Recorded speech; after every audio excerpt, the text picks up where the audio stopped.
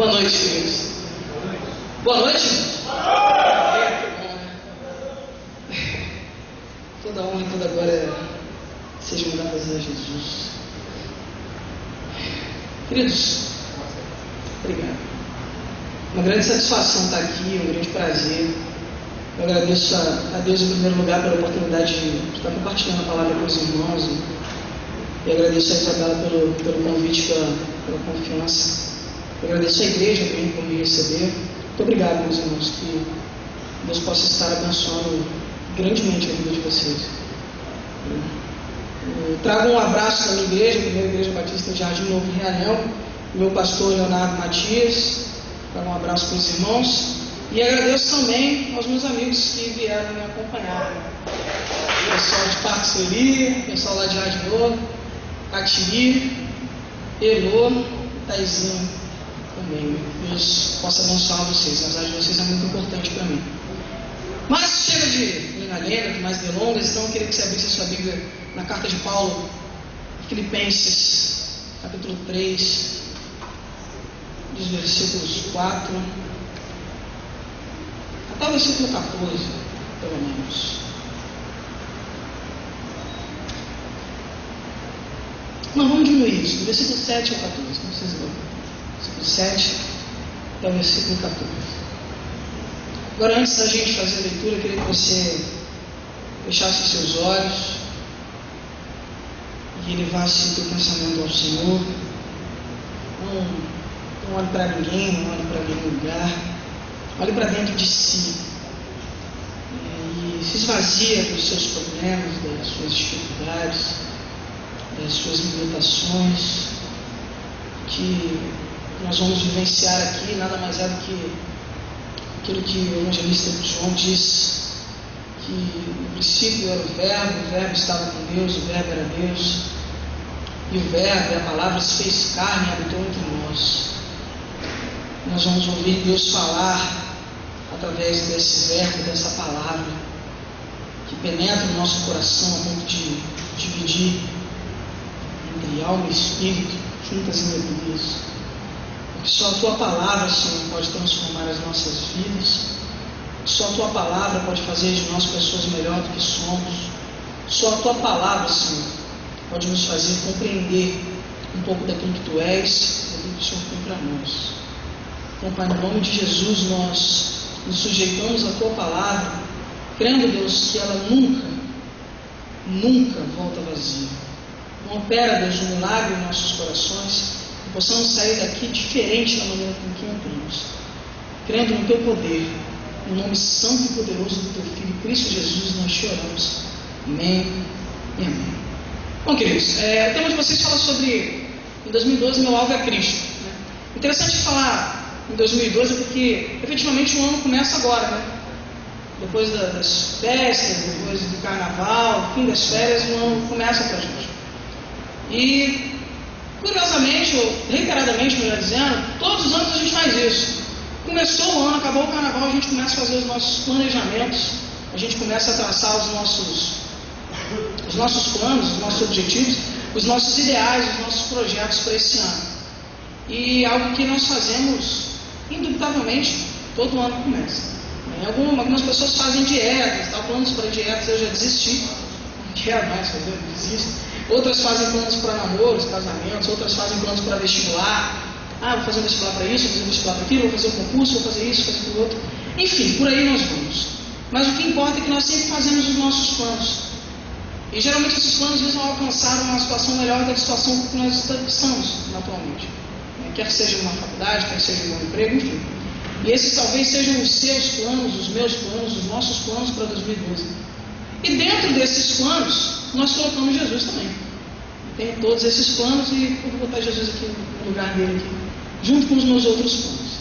Mas eu acho que não é muito bem assim que a gente deve agir. Então, para isso, eu quero que você vá lá no texto agora, que a gente possa compreender isso.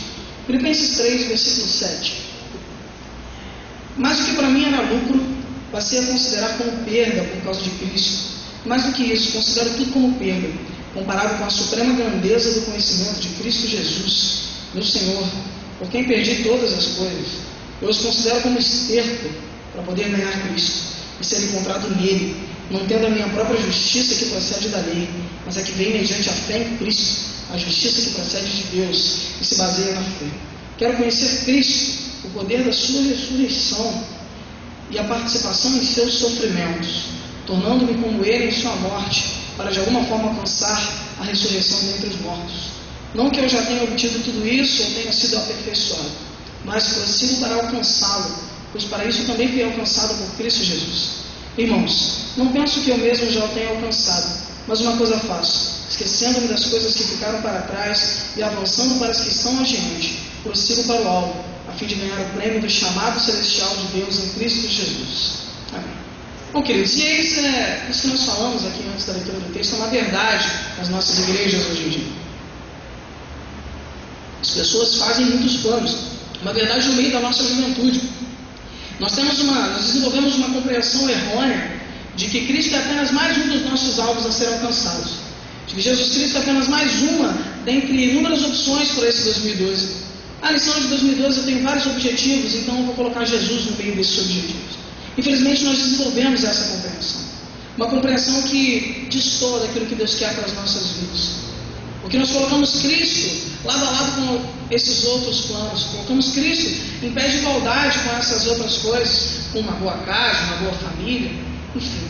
Eu não estou dizendo para você que você deva abrir mão de lutar por isso, muito pelo contrário, você deve lutar sim, você deve buscar essas coisas, porque essas coisas são bênçãos de Deus para a sua vida e para a minha vida. Deus quer que nós vivamos bem, Deus quer que nós vivamos com prosperidade. E quando eu falo prosperidade, eu não falo desse lixo que é pregado de que nós precisamos ser milionários, não, mas de que nada nos faltará, e de que nós teremos provisão de Deus em todas as áreas das nossas vidas. É isso que Deus quer para mim e para você. Claro que isso engloba a sua vida profissional, a sua vida sentimental, enfim, engloba essas coisas, mas essas coisas devem ter o seu lugar, e não ocupar o lugar que é de Cristo nas nossas vidas. Porque assim como Jesus nos diz em Mateus capítulo 6, versículo 33, buscai primeiro o reino de Deus e a sua justiça, e todas as demais coisas vos serão acrescentadas. Essas outras coisas, esses outros planos, esses outros desejos, devem ser apenas consequências de uma vida pautada em Jesus Cristo. Deve ser apenas resultado ou reflexo de uma vida cristocêntrica. Bênçãos decorrentes de uma vida cristocêntrica. E não rivalizar com Cristo ou com o lugar que Ele deve ocupar nas nossas vidas. Porque, queridos, muitas das vezes aquilo que nós colocamos no lugar de Deus nas nossas vidas acaba se tornando um Deus para nós. E nós não percebemos isso.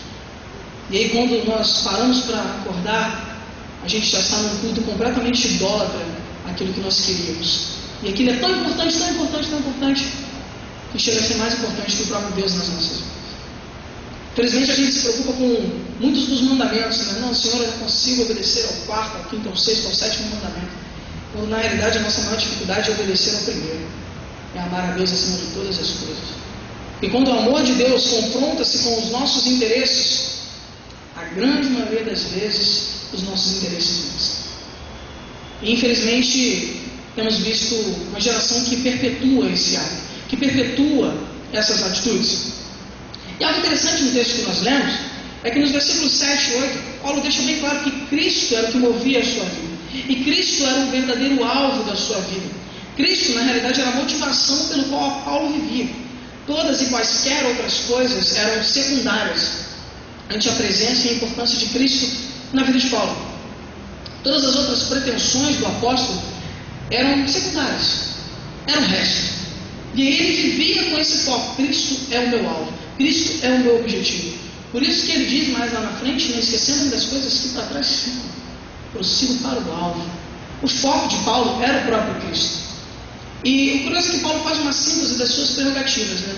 Primeiro ele diz o seguinte: porque eu sou judeu, né, e nascido, né, entre os judeus, da tribo de Benjamim, que era a tribo do rei Davi, circuncidado ao 8º dia, fariseu dos fariseus.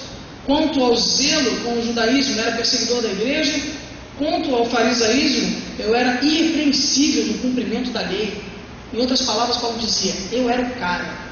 Se vocês acham que tem alguma coisa para se gloriarem, não tem, porque eu tenho. Eu sou o cara.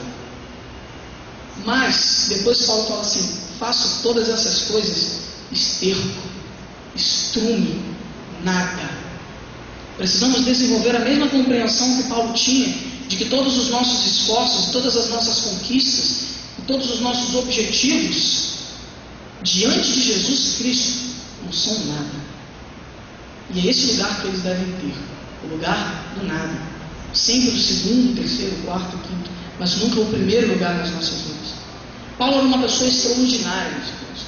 Na minha opinião, o maior pensador do mundo antigo, um cara espetacular. Um referencial de cultura, um referencial de sabedoria para o seu povo. E mesmo assim, ante a grandiosidade de Cristo na sua vida, Paulo sabia o que ele realmente era. Era nada. Quando desenvolvemos a mesma disposição, o mesmo entendimento de Paulo, e colocarmos Cristo como alvo nas nossas vidas, nós podemos falar para os outros o que Paulo disse para nós: sede meus imitadores, como eu sou de Cristo. Se Paulo nos manda imitá-lo nesse sentido, para que nós possamos mandar outras pessoas nos imitarem também, ao vivermos uma vida cristocêntrica.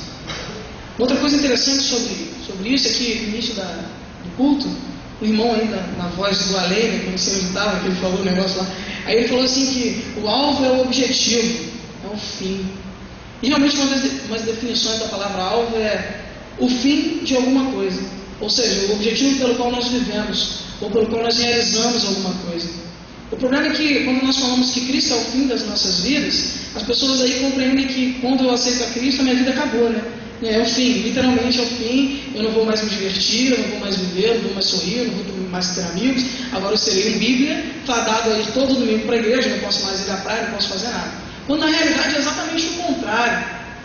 Quando nós entregamos a nossa vida a Jesus, e quando Jesus passa a ser o centro das nossas vidas, nós compreendemos que em Cristo é que nós temos a verdadeira liberdade, em Cristo nós temos vida. Cristo nos mostra o verdadeiro sentido da nossa existência. Mais do que isso, queridos, Cristo completa o nosso ser de maneira que nenhuma outra coisa consegue completar. Por isso que muitas das vezes nós focamos tanto nos nossos planos e nos nossos sonhos, e quando nós os alcançamos, nós sentimos o mesmo vazio que nós sentíamos antes.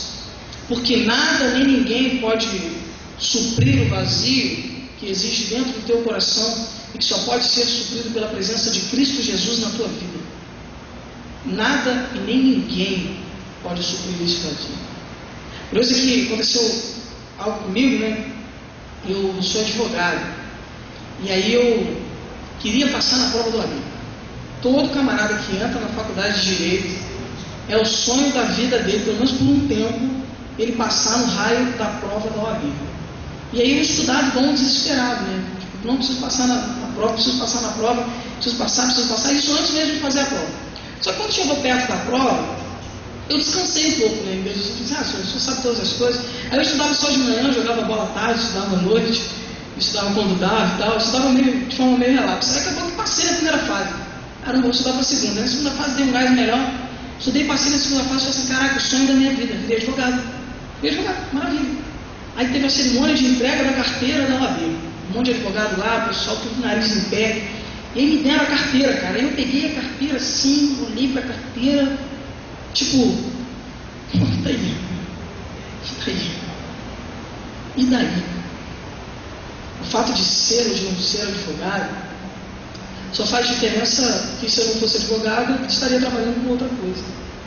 A única diferença é essa.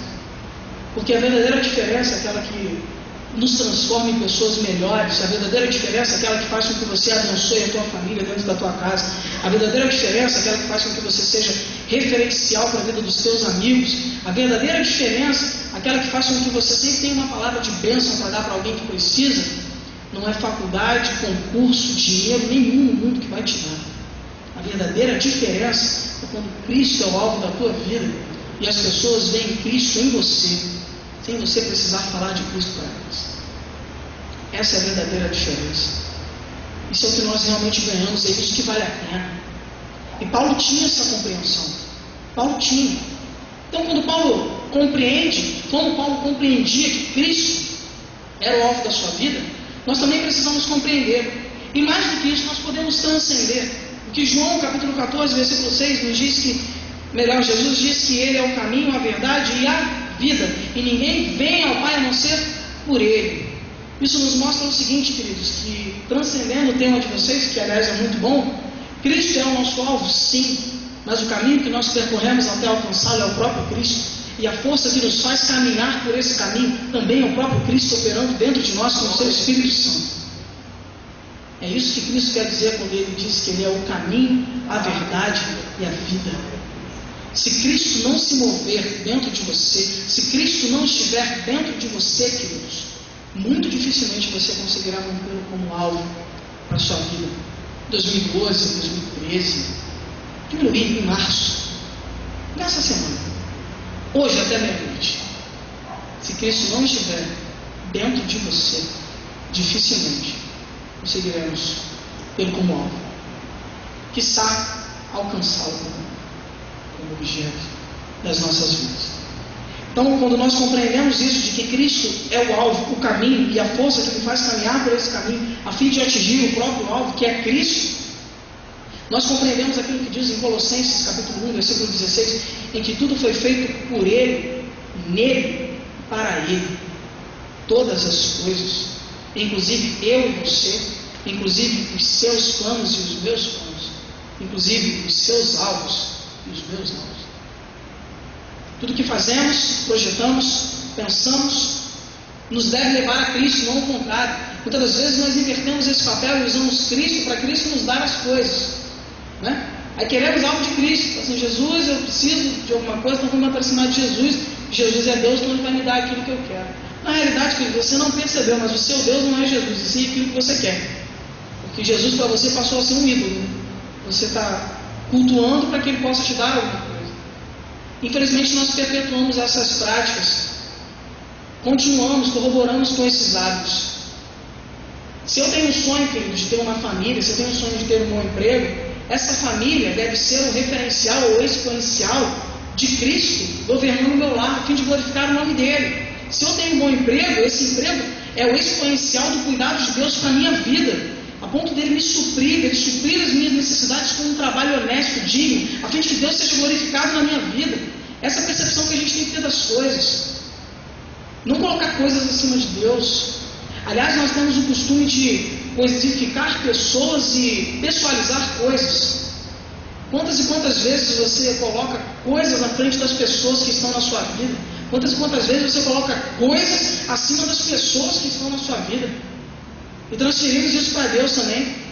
Porque Deus, talvez você não saiba, mas é uma pessoa. E se relaciona conosco. E quer que nós nos relacionemos com Ele. Deus não é uma força coletiva, não é nada disso, é besteira. Deus é teu Pai e quer se relacionar com você. Por isso que Cristo precisa ser o nosso alvo, para que nós possamos ter um relacionamento com Ele. Não existe um relacionamento sem reciprocidade, né? Igual aquela piadinha, né? Tipo assim, não, ela está namorando com ele, mas ela não sabe ainda, né? Quando o camarada é muito feio, não, você tem um amigo feio. Um exemplo prático que acontece muito na nossa igreja. Você tem um amigo feio, muito feio.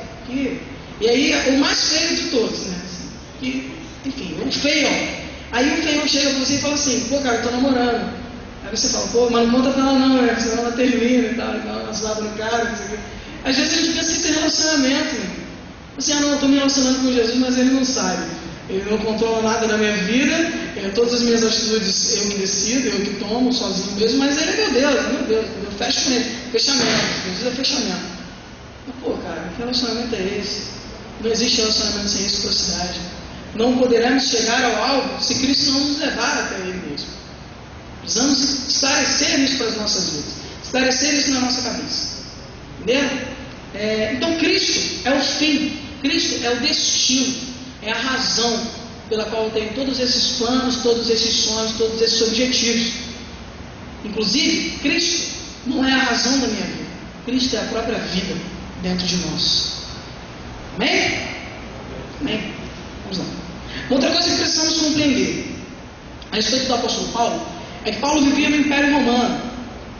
Apesar do Império ser romano, a cultura do Império era uma cultura helenista, uma cultura grega. E aí, isso não dista muito da nossa realidade. Por quê? Porque os gregos, eles tinham, apesar de eles terem bilhões de deuses lá, eles tinham uma supervalorização do eu, uma supervalorização do saber. E isso não é muito diferente hoje em dia da nossa sociedade. Nós valorizamos muito a nós mesmos, uma sociedade completamente hedonista e egocêntrica. O que importa é o que eu sou, o que eu quero, as minhas vontades, o meu prazer, o meu desejo. Não importa muito as outras pessoas, não importa muito o que Deus vai pensar a respeito disso. O que importa é o que eu quero. Por isso que nós vemos hoje numa sociedade, se você estiver andando na rua, e o camarada chegar para você e falar assim: pô aí cara, gostei do teu tênis. E você demorar mais de 2, 3 segundos para tirar o tênis, esse cara dá um tiro na sua cabeça e vai embora. Porque para ele o seu tênis vale mais do que você. É esse tipo de sociedade que nós vivenciamos, que não era muito diferente, guardado as suas devidas proporções, da sociedade de Paulo, do pensamento da sociedade. Porque são pessoas completamente vazias, muitas das vezes cheias de atividades, cheias de planos, cheias de projetos, mas completamente vazias. Pessoas inócuas. Essas são as pessoas com as quais nós convivemos. E muitas das vezes esses são o tipo de pessoas que nós nos tornamos. Pessoas vazias. Pessoas que não amam as outras. Pessoas que não desenvolvem amor pelos outros, pelos próximos. E a única diferença, meus irmãos, entre nós e essas pessoas é o fato do Espírito Santo de Deus habitar em nós. Porque na miserabilidade do nosso ser, na miserabilidade da nossa humanidade, nós não podemos oferecer absolutamente nada para Deus, a não ser a nossa fragilidade, o nosso egoísmo, a nossa insensatez e a maldade que pulsa, que borbulha dos nossos corações. E aí você fala: não sou tão ruim assim. Deixa alguém pisar no teu carro, para você ver se você não é tão ruim. Se não for o Espírito Santo dentro de você, se você não se bobear, mata esse camarada, se ele te prejudicar. Porque é isso que nós somos, queridos. Sem Jesus, é isso que nós somos. Quando Cristo é o alvo das nossas vidas, Cristo transforma o nosso viver. Cristo transforma a nossa compreensão como homem, como ser humano. Cristo transforma a nossa compreensão de sociedade. Cristo transforma a nossa compreensão de igreja. Cristo transforma completamente as nossas vidas. E Paulo era um homem que compreendia isso, mesmo em meio àquela sociedade. Paulo era um homem completamente guiado por sua fé. E o curioso é que nós lemos a carta de Filipenses, um trecho dela. Se você for ao livro de Atos, no capítulo 16, você vai ver como é que foi o início da igreja de Filipos. Mais ou menos assim, resumão contextualizado. Paulo estava indo para algum lugar, que eu não lembro qual era. Mas ele teve uma visão, fala assim: olha, passa a Macedônia e ajuda-nos. Paulo abandona o lugar que ele estava indo e vai para a Macedônia. Chega na Macedônia, o primeiro distrito da Macedônia, a cidade de Filipos, né? E para você compreender um pouco isso, quantos aqui viram Alexandre o Grande? Não é possível, Alexandre o Grande, ninguém viu isso, né? Ah, tá, você que viu Alexandre o Grande. Lembra no início quando o pai dele chega assim: eis Filipe, rei da Macedônia e tal, e matam o pai dele? Aquele camarada fundou a cidade de Filipos, né? A Bíblia ali, nos filmes lá. Então, o livro de Atos, ele vai lá, chega lá em Filipos, beleza. Encontra uma mulher vendedora de púrpura, né? E ele chega e encontra essa mulher, e essa mulher o recebe, ele prega para ela, essa mulher se converte, e Paulo vai andando pela cidade, e ele encontra uma mulher que tinha um espírito, adivinhador, e ele vai e expulsa esse espírito. Os senhores dessa mulher pegam Paulo, encarceram Paulo e Silas e o jogam na prisão. Beleza, Paulo e Silas são açoitados, são humilhados, ficam na cela inferior, recebem um castigo que não deveriam ter recebido, porque Paulo é cidadão romano, não deveria nem ter sido preso sem julgamento. Mas enfim, Paulo está lá preso, está apanhando, meia-noite, meu irmão, devia estar todo arrebentado, louvando a Deus, de boa, relax, louvando a Deus com Silas. E aí Deus vai e manda um terremoto, liberta Paulo, liberta Silas. Qual a atitude? Primeira atitude, meu irmão, meter o pé, né? Pô, Deus já deu a bênção, vou meter o pé. Se fosse eu já tinha corrido há muito tempo. Mas não, Paulo era tão guiado por Deus, que a despeito de ter sido abertas as cadeias, se Deus não tivesse dito para ele assim: vai embora, ele não iria. O cara fica lá, meu. Porque o plano de Deus para a vida de Paulo não era que ele fugisse como um covarde, era que ele ficasse lá e através da vida de Paulo ele fosse glorificado com a conversão do carcereiro. Que quando o carcereiro vai se matar, Paulo fala assim: olha filho, não faz mal não, porque ninguém foi embora. E aí o carcereiro se rende ante a Jesus, é salvo ele e toda a sua casa. No dia seguinte, Deus opera, os magistrados vão à cadeia e mandam soltar Paulo. Paulo fala o seguinte: não, eu não vou sair, vocês vão sair e andar comigo pela cidade, para provar a minha inocência. E Paulo vai andando com os magistrados pela cidade até sair da cidade de Filipos. Se fosse alguém que não ouvisse a Deus, que não tivesse Cristo como alvo da sua vida, sairia como um covarde no meio da noite. Mas era um homem que honrava a Deus, saiu honrado como um cidadão romano inocente à luz do dia ante a sociedade. Eis a diferença de quando nós colocamos Cristo como alvo das nossas vidas e quando nós colocamos outras coisas, ou nós mesmos, como alvo das nossas vidas. E através de Paulo, através dessa decisão de Paulo, o carcereiro se converte, Lídia, a vendedora de púrpura, se converte. Os primeiros crentes da igreja de Filipos, destinatária da carta de Filipos. Se Paulo não tivesse Cristo como alvo da sua vida, provavelmente nós estaríamos aqui pregando em outro texto que não existiria essa carta. Quando Cristo é o alvo das nossas vidas, as nossas decisões tomadas, guiadas por Ele, repercutem pela eternidade. Pela eternidade. A fidelidade de Paulo, há mais de quase 2000 anos atrás, repercute nas nossas vidas hoje. Paulo é um homem completamente guiado pela fé, queridos. E no versículo 13, Paulo diz o seguinte: esquecendo-se das coisas que para trás ficam, avançando para as que estão adiante. Isso nos ensina pelo menos duas coisas. Primeiro, nós temos dois pensamentos a respeito do passado. O primeiro é que nós já fizemos coisas demais. Não, mas olha, eu já fiz coisas demais para a igreja. Eu tocava no louvor, eu varria a igreja, eu arrumava os bancos, eu dava aula para as crianças, eu servia na cantina, eu passava a gravata do pastor, enfim, eu fazia um monte de coisa dentro da igreja. Deus, eu já fiz demais dentro da igreja. Paulo já tinha feito demais, mas isso nunca foi um impedimento para ele fazer mais ainda. E a segunda coisa que nos remete ao passado mas eu fiz muita coisa errada. E aí nós nos trancamos nessa prisão de que eu já fiz muita coisa errada. Queridos, Paulo matou Estevão. Acho que você não fez tanta coisa errada. Paulo consentiu com a morte de Estevão. Matou pela sua omissão. Não tacou a pedra, mas não impediu que ninguém tacasse. Uma palavra fala que aquele que sabe fazer o bem não faz, comete pecado. Matou igual aos outros. Igualzinho. Então, queridos, isso nunca foi um impedimento para que Paulo prosseguisse a sua caminhada, muito pelo contrário, porque ele sabia o lixo que ele era e da onde ele estava. E quando Cristo o resgata, ele não consegue mais voltar a ser como ele era antes e não consegue mais deixar de melhorar a cada dia em função de saber aquilo que ele era antes. Então, querido, talvez você tenha algumas decepções, algumas frustrações na tua vida. Talvez você tenha algumas atitudes erradas que repercutem até hoje na sua vida. Mas a palavra de Deus para você é que não importa o que você fez, não importa o que aconteceu, não importa nada disso. O que importa é a partir desse momento, quando você agora tem a compreensão de que Cristo precisa ser o alvo da sua vida. E é a partir de agora que Deus vai escrever uma nova história para você, a fim de que você possa alcançá-lo como alvo em 2012. E não só em 2012, mas durante toda a sua vida. Amém? Amém. Amém. É isso que Deus quer para nós, queridos. Novidade de vida. Uma vida relevante, que abençoe os outros. Não uma vida que vem para cá, tua, volta para casa. Isso não é ter Cristo como alvo. Isso não é mesmo ter Cristo como alvo. Sabe, irmãos, terminando já, que hora porra.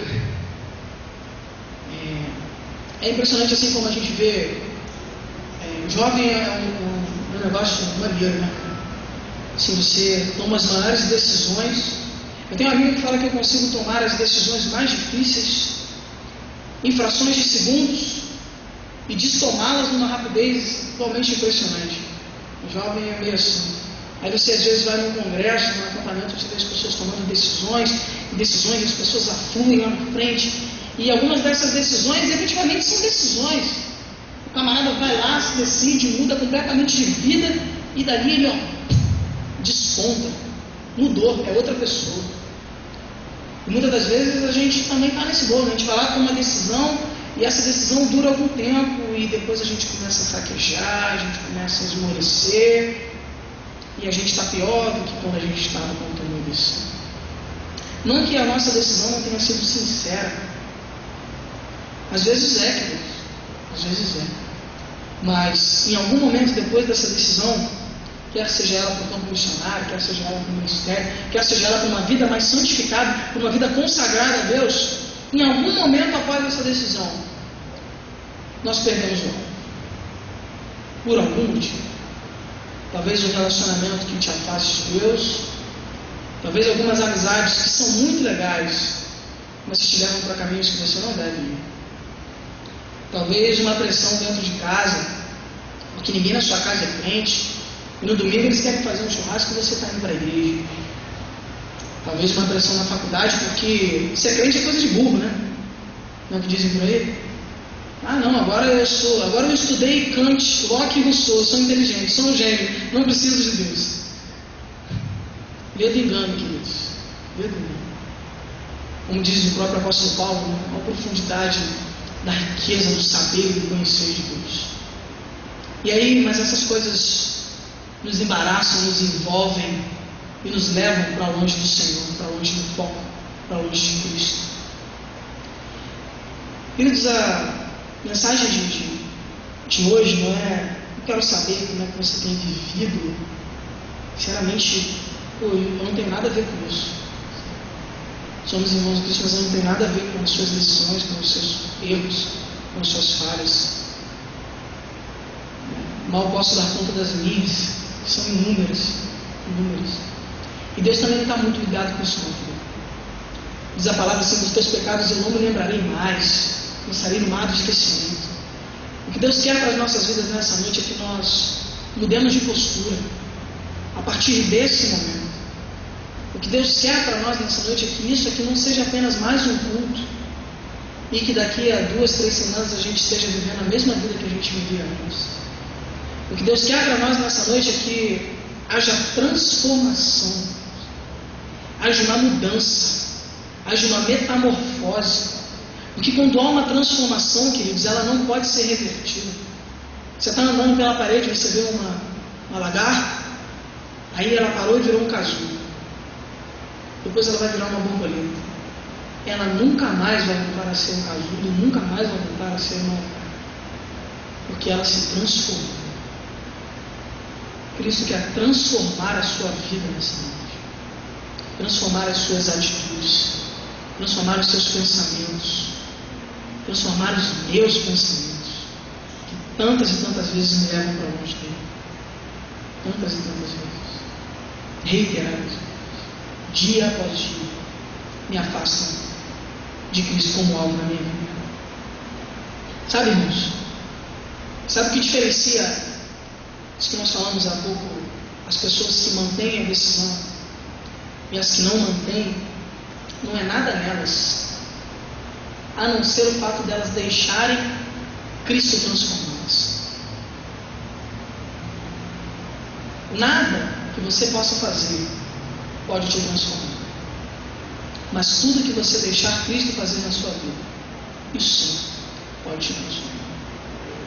Como diz Hebreus 10:39, nós não somos dos que retrocedem, nós somos dos que creem e são salvos.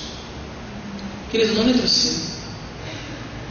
Como o ministro de louvor disse no início do culto, você não veio aqui à toa. Isso aqui não é à toa. Deus não te trouxe aqui para ouvir isso à toa.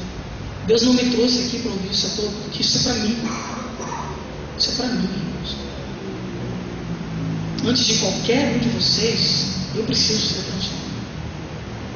Mais do que qualquer um de vocês, eu preciso ser transformado. Em muitas áreas da minha vida, que saem todas elas, preciso de uma transformação. E, por fim, literalmente, precisamos compreender uma última coisa: é que ter Cristo como alvo nas nossas vidas não significa andar com Cristo, e sim ter Cristo dentro de você. Os discípulos andavam com Jesus. Quando Jesus foi preso, todos os discípulos fugiram. Judas andava com Jesus. Acredito que dezenas de milhares de pessoas andavam com Jesus, mas ele foi crucificado sozinho. Andar com Cristo não significa necessariamente ter Cristo em você. Talvez nós tenhamos errado em bater no peito e bradar aos altos céus: Cristo está comigo, eu ando com Jesus. E não percebamos que Cristo não está dentro de nós, pelo menos não como deveria. Feche seus olhos, querido. Feche seus olhos. Se você reconhece que Cristo precisa ser o alvo da sua vida em 2012, se você, assim como eu, entende que uma vida longe de Cristo é uma vida completamente vazia de sentido, de profundidade, de tudo. Se você entende que você tem áreas na sua vida que você precisa melhorar, que você precisa crescer como pessoa, que você precisa submeter ao senhorio de Cristo, talvez o seu namoro, talvez as mentiras que nós dizemos, talvez a nossa arrogância, a nossa prepotência, enfim, talvez N coisas que nós precisamos colocar diante de Jesus. Se você reconhece isso, é um grande ponto. Mas o segundo e talvez o ponto mais importante é: se você quer mudar a trajetória da sua vida, se você quer mudar essa história de você, se você quer que Cristo realmente seja o seu alvo para 2012, a fim de controlar as suas atitudes, as suas ações, os seus pensamentos, a fim de que toda e qualquer coisa que você fizer seja uma mera expressão da vontade de Cristo, se você quer isso para a sua vida, eu vou te pedir que você, no seu lugar, coloque a sua mão no seu coração. Apenas isso. Como se nós reconhecendo assim: Jesus, oh Deus, sozinho não dá. Preciso de você. E como diz a palavra, né? Quando orares, entra no teu quarto, fecha a porta e ora ao teu Pai em secreto, porque o teu Pai que te vê em secreto te recompensará. Não é meu interesse, querido, que você se manifeste nesse momento, mas é interesse de Deus que você se manifeste. Então, você que colocou a mão no seu coração, mantenha ela aí e creia, querido, que Deus está te olhando agora. Creia que Jesus está olhando para você, esboçando um sorriso e dizendo: filho, eu vou te ajudar a transformar a sua vida. Creia, meu irmão. Não ore de boca para fora. Creia, peça ao Senhor: Deus, eu preciso ser transformado nisso. Converse com o seu Pai nesse momento. Fala com Ele. Expõe para Ele. Deus gosta de sinceridade, irmãos. Deus gosta de sinceridade, corações rasgados diante dele. Senhor, é isso que eu preciso transformar. Me ajuda. Me ajuda.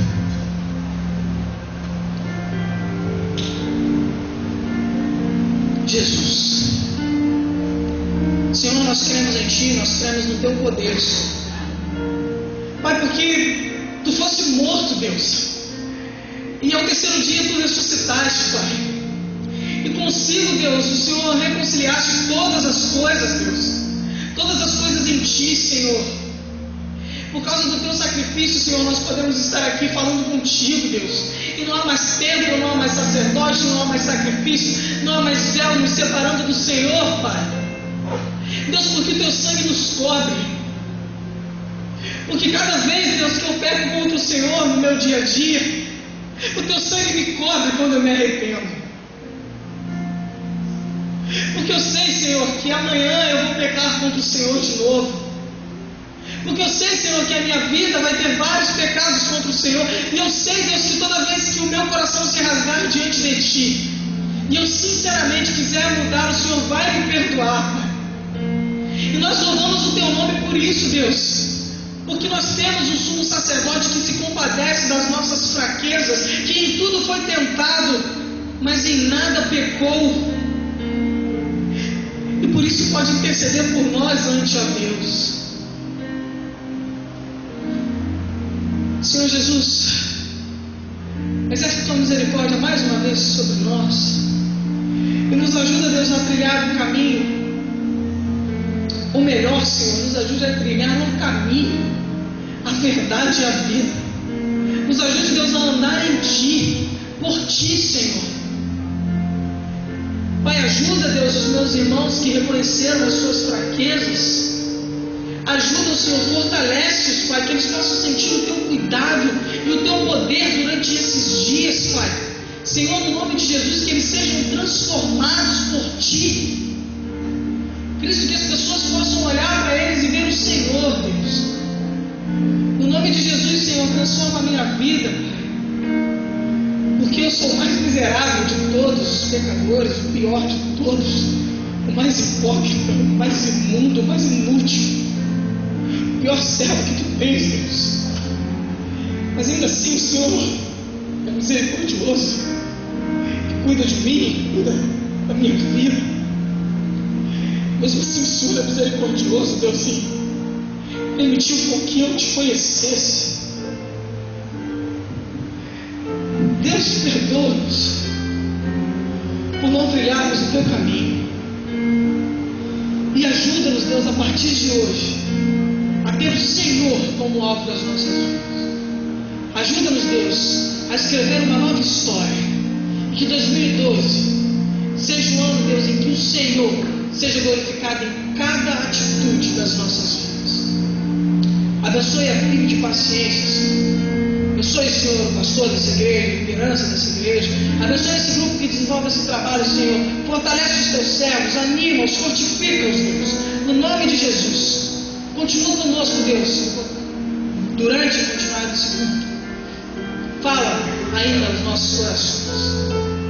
Entregamos nossas vidas nas Tuas mãos, porque não há melhor lugar. É o que Te oramos e Te agradecemos. Em Cristo Jesus. Amém. Queridos, creio, 2012 pode ser o melhor ano da vida de meus filhos, se Cristo for o alvo dela. Amém?